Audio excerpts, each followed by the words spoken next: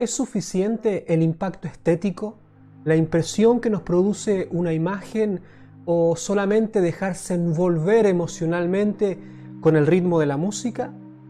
¿O podemos aspirar a algo más completo cuando entramos en contacto con las obras de arte? ¿Qué tal? Soy Padre Rodrigo y en este video hablamos de la importancia de formarse al arte.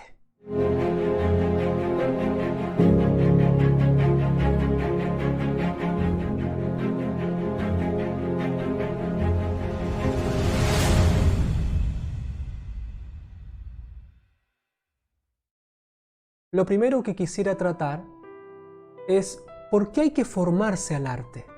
Es decir, que hablemos del por qué es importante educarse para aprovechar el amplio y rico patrimonio cultural de tantas civilizaciones. En el sentido pleno de la palabra, formarse indica adquirir una forma particular y adecuada, una configuración que permita el crecimiento integral de la persona, que influye en su modo de pensar, en sus convicciones, criterios, valores, etc. Es decir, que paulatinamente vaya nutriendo y configurando todo el mundo interior y que evidentemente tiene repercusiones profundas en su modo de obrar. Una buena formación concurre vitalmente en el desarrollo e incremento de los diversos componentes de la existencia humana. Cuando cada ámbito o disciplina, en nuestro tema es el arte, contribuye con lo que le es propio y mejor, hablamos de una formación apropiada. Es claro que con el transcurso del tiempo crece el número y la diversidad de los elementos que integran la cultura, pero constatamos, especialmente en este mundo fragmentado e hiperespecializado, que disminuye la facultad de cada hombre para percibirlos y organizarlos armónicamente, es decir, para incorporarlos integralmente en su ser y su desarrollo. Es necesario entonces hacerse conscientes del valor de la buena formación, de una que integre y armonice las cosas en la unidad, y de tomar guías apropiados que nos introduzcan al contacto con lo imperecedero, lo que no se pierde con lo relativo, lo pasajero, lo que está de moda. La buena educación y formación ha de darse según una progresión armónica que respete las particularidades de cada persona, sus tiempos, momentos, deseos, anhelos, etc. Pero que también sea capaz, con una paternal prudencia, de impulsar al individuo a valorar la formación integral y a apostar por el esfuerzo que eso significa. Al mismo tiempo, un buen guía debe ser valiente en presentar aquellas cosas que valen la pena, lo que realmente nutre el alma, lo que sirve para toda la vida. De ningún modo podemos caer en una mentalidad materialista, utilitarista, aparentemente científica y racional, pero que desprecia las otras dimensiones no mensurables de la persona. No somos solo carne, materia, un puñado de sentimientos o instintos. Tenemos un alma que nutrir, todo un mundo interior ordenado, jerarquizado, armónico, que debemos desarrollar y hacer crecer para alcanzar una madurez fecunda. Pero como también experimentamos la rebelión de lo desconocido del alma, es necesario formarse para educar esa parte de nuestro ser y elevar así todo el conjunto. De lo contrario, rápidamente tendemos a lo bajo, a lo exterior. Como lo señala Michel Jacquat en su libro La fenomenología del hombre contemporáneo, el hombre de hoy vive más exteriormente que interiormente. Tal tesitura ha llegado a constituir un modo de ser, un estilo de vida de la diversión, palabra que proviene del latín divertere, es decir, orientarse hacia otro lado, verter, derramarse hacia afuera. Se ha llegado a decir que nuestra cultura es, en buena parte, una cultura de la evasión. Nunca como en la actualidad el hombre ha dispuesto de medios tan numerosos y tan capaces para descartar todo lo que pueda poner en cuestión dicha actitud, todo lo que pueda perturbar el goce de la evasión, todo lo que pueda poner sobre el tapete de su alma el misterio de la existencia. En virtud de las ocupaciones que los acaparan, de los entretenimientos, los espectáculos, los viajes, nuestros contemporáneos pueden vivir así casi permanentemente, fuera de sí mismos y por lo tanto al margen del trasfondo de su existencia. A esto agregamos la fuerte mentalidad comercial y consumista que aturde la inteligencia, destinando al hombre a ser un mero animal consumador y consumidor. Parafraseando a Bauman, decimos que la cultura de la modernidad líquida no tiene población que iluminar y ennoblecer. Sin embargo, tiene clientes que seducir. La función de este tipo de cultura no es satisfacer las necesidades existentes, sino crear otras nuevas.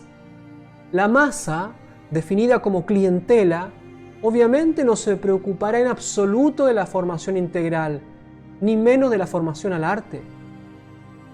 Por eso, en este contexto de la formación integral, quiero hacer hincapié que el arte, con sus variadas disciplinas y obras, contribuye de manera única a la formación del ser humano. Santo Tomás de Aquino, comentando a Aristóteles, dice que el género humano vive gracias a su arte y su razón.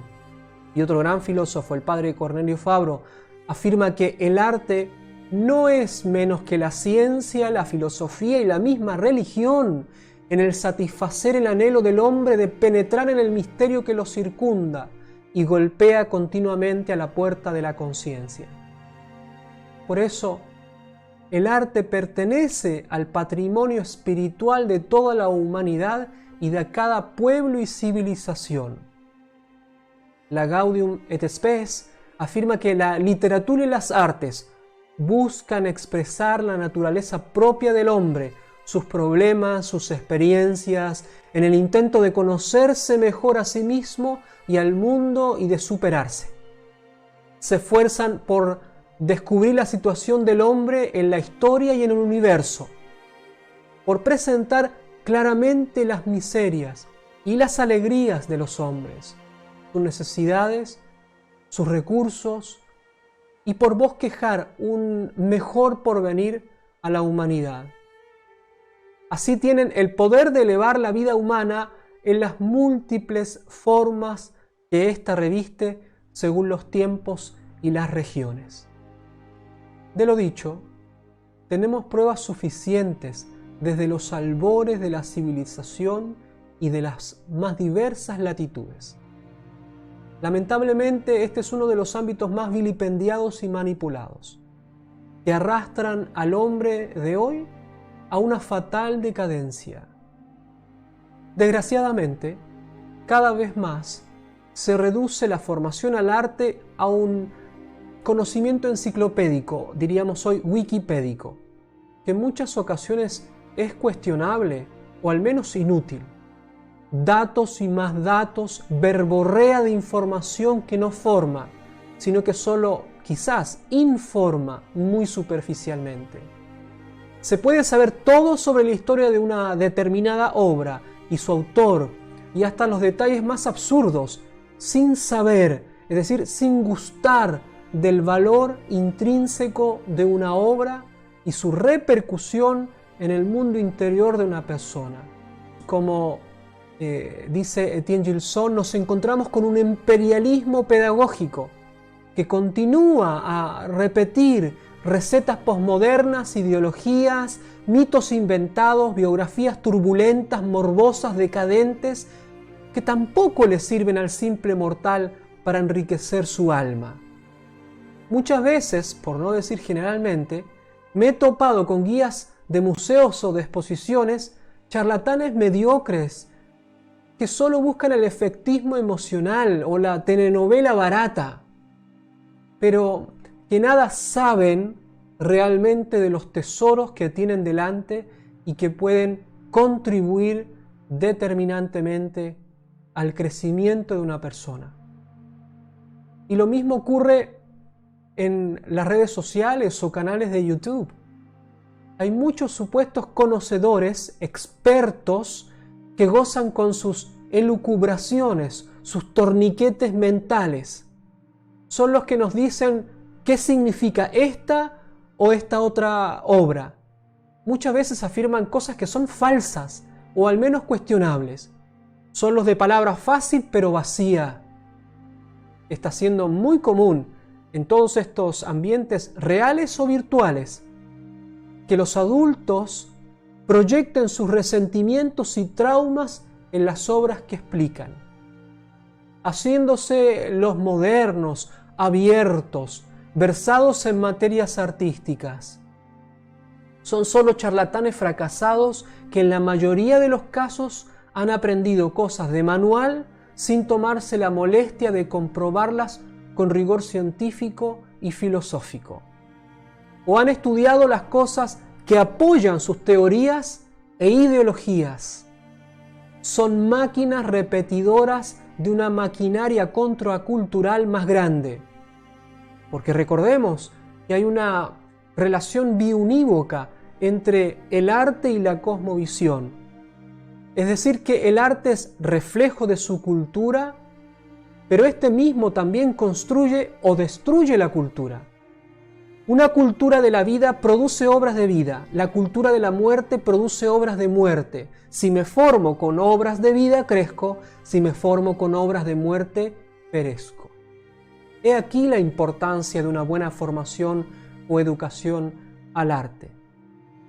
Atendiendo a la etimología de la palabra educación, que proviene fonética y morfológicamente de educare, es decir, conducir, guiar, orientar, y semánticamente recoge el concepto de educere, hacer salir, extraer, dar a luz, el buen educador sabrá, como su nombre lo dice, extraer de las potencialidades del educando aptitudes para desarrollarlas, conducirlas, guiarlas, llevarlas a su plenitud, a la perfección. Y el educador al arte sabrá ser buen guía para poner al educando en contacto con las grandes obras, de modo que amplifique sus conocimientos, crezca y tempere su imaginación, aumente ordenadamente el buen gusto por el contacto con obras de calidad y sepa discernir y valorar juiciosamente aquellas que lo nutren de las que lo llevan a la decadencia. El contacto constante con las grandes expresiones artísticas de todos los tiempos debe llevar consigo siempre una reflexión, una comparación con lo ya visto, admirado, escuchado o estudiado a través de la historia del arte respectivo.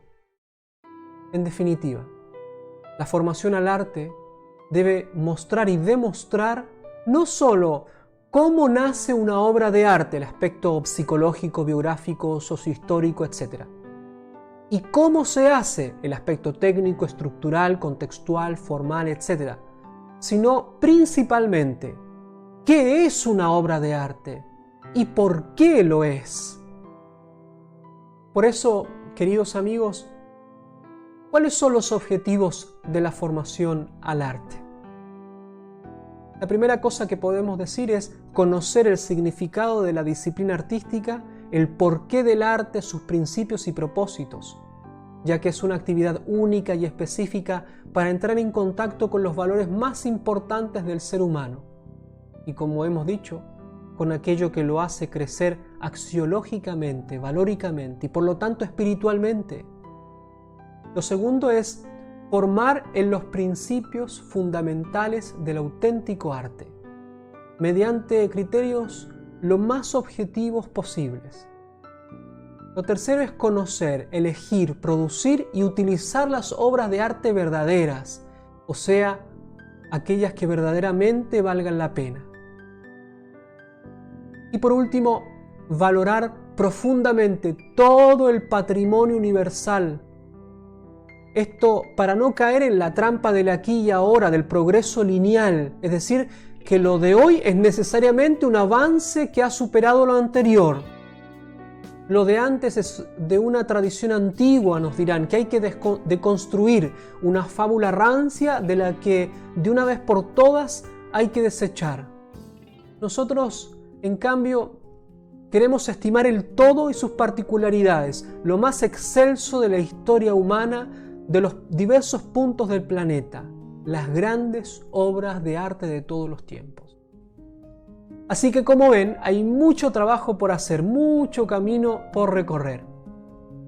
Por eso es que los exhorto a preguntarse sobre cuál es el patrimonio de obras de arte que nutren tu alma. Acuérdense de dejarme sus comentarios y consultas para que podamos tener un diálogo enriquecedor. Nos vemos a la próxima y que Dios los bendiga mucho.